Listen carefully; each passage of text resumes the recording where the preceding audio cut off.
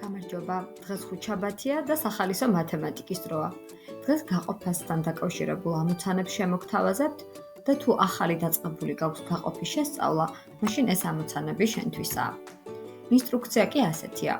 ყურადღებით წაიკითხე თითოეული ამოცანა და შეადგინე ამოცანის ამოხსნის შესაბამისი გაყოფის მაგალითი. მზად ხარ?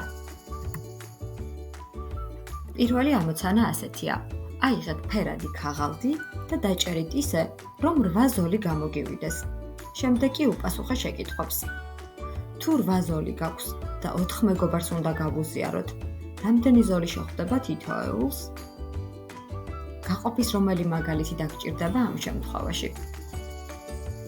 თუ 8 ზოლი გაქვს და 2 მეგობარს უნდა გავუზიაროთ, რამდენი ზოლი ექნება თითოეულს? რა შეამჩნიე? რა კავშირშია ერთმანეთთან გასაყოფი, გამყოფი და განაყოფი?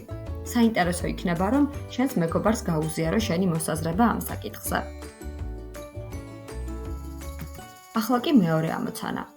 დახატე პიცა და გამოჭერი. შეგიძლია ისეთი გემოვნების პიცა გააკეთო, როგორიც ძალიან გიყვარს. როდესაც მას ამოჭრი, დაყავი პიცა ისე, რომ 10 ნაჭერი გამოგივიდეს. ახლა კი წარმოიდგინე, რომ ეს ნამდვილი პიცაა და მეგობრებს უნდა გაუზიარო. თუ შენ და ნიკამ თანაბრად უნდა გაიყოთ 10 ნაჭერი, რამდენი შეგხვდება თითოეულს? ახლა კი წარმოიდგინე, რომ 10 ნაჭერი 5 მეგობარს უნდა გაუნაწილო. ახლა რამდენი შეხვდება თითოეულს? საინტერესოა შენი მოსაზრება. ამ შემთხვევაშიც რა დაკვირვება გაქვს გასაყოფის, გამყოფისა და განაყოფის შესახებ. მესამე ამოცანა. სპორტის გაკვეთილია. კლასში 20 მოსწავლეა. ისინი წყვილებად უნდა დადგნენ და დაიწყონ თამაში. სულ რამდენი წყვილი გამოვა? 20 შედარებით დიდი რიცხვია და თუ გაგიჭირდა ამ გაყოფის შესრულება, შეგიძლია დახატო მარტივად 20 მოსწავლე და დააყენო წყვილებში. ამ ამოცანაში მთავარია გახსოვდეს, რას გულისხმობს წყვილი.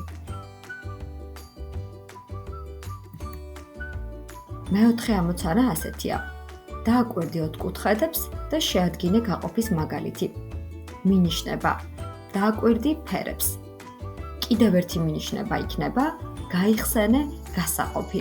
ის ყველაზე დიდი რიცხვია ხოლმე, შედარებით მცირე თუ როგორ. ამ შემთხვევაში ვფიქრობ, გაგიადვილდება ჯერ რა უნდა დათვალო. ფერებს უნდა მიაქციო ყურადღება თუ სხვა რამეს. მეხუთე ამოცანა ასეთია. ალბათ შენც გიყვარს კანფეტები და გემრიელობები. ახლა მოდი დათვალე, სულ რამდენი კანფეტია. შენი აზრით, რამდენ ბავშვს შეხვდება ეს კანფეტები თანაბარი რაოდენობით? ალბათ შეამჩნევდი, რომ ჩვენ ძალიან გვიყვარს თანაბრად განაწილება. ეს ხომ მეგობრობის ძალიან მნიშვნელოვანი ნაწილია. ახლა კი მეექვსე ამოცანა. მასწავლებელმა 15 ნაყინი იყიდა. 15-ვე დაურიგა მოსწავლეებს ისე, რომ ყველას ერთი ცალი შეხვდა. რამდენი მოსწავლე ყოლია მასწავლებელს?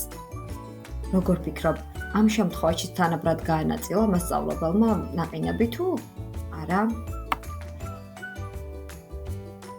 და ბოლო მნიშვნელოვანია შეგახსენოთ, რომ აუცილებლად გამოიწეროთ ჩვენი არხი და გვიპოვნა Facebook-ზე ამავე სახელით, შენი სუპერძალა და ერთად აღმოვაჩინოთ ჩვენი სუპერძალები.